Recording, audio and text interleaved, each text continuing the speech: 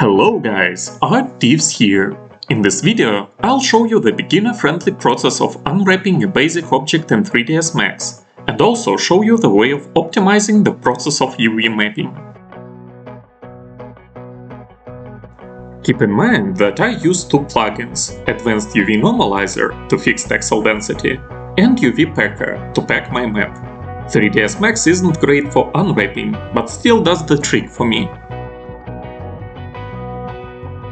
I'm not advertising plugins I've mentioned, because both Maya and Blender have a wide variety of similar tools. I start my general unwrapping process by using a Flatten by Smoothing Groups tool. Then I break cylinders by using General Flatten Mapping command and stitch edges with Custom Stitch tool. I use UV Packer add-on and get something like this. This is how it looks in Substance Painter, with texture size of 512. Never mind texture seams just yet.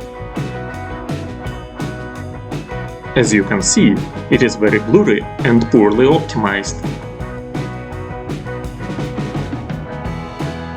I start fixing my map by breaking flat circles. By doing so, I improve the use of available UV map space.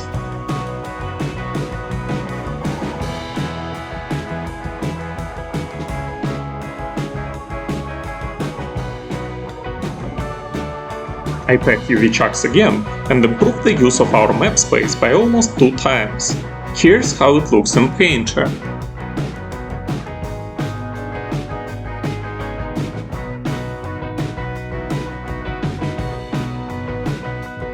To further improve our UV map, we can apply overlapping UVs to symmetrical parts or just to some duplicated geometry. To do it, I delete all elements I want to replace, unwrap the model without them, and then paste them back so they keep their UVs. You may also want to scale down some UV chucks that will be barely visible or won't be visible at all. Commonly it refers to the base of the model or some cavities.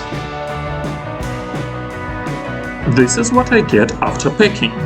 There are too many blank spaces here, but our model will still look better than before. Now I simply detach symmetrical parts, duplicate them, and attach them back. Remember to weld vertices. As you can see, all these elements share same overlapping UVs now. This may be noticeable in a game, so think ahead where you want to use it.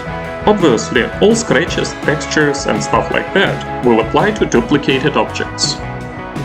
You may also notice that the bottom part of our model looks very blurry. We did it on purpose when we reduced the scale of the corresponding UV chuck. When it comes to applying some details, like text for example, keep in mind that not only will it be copied to the other side, but also it will get flipped there, because those UV chucks are flipped. This can be fixed by flipping them yourself in your modeling software. You may unoverlap UV chucks at any time. Also, you may want to increase the size of UV chucks you wish to decorate. This shall also apply to their corresponding chucks. You may want to increase the size of decorated UV chucks or some chucks that have text on them. This will make them a lot less blurry.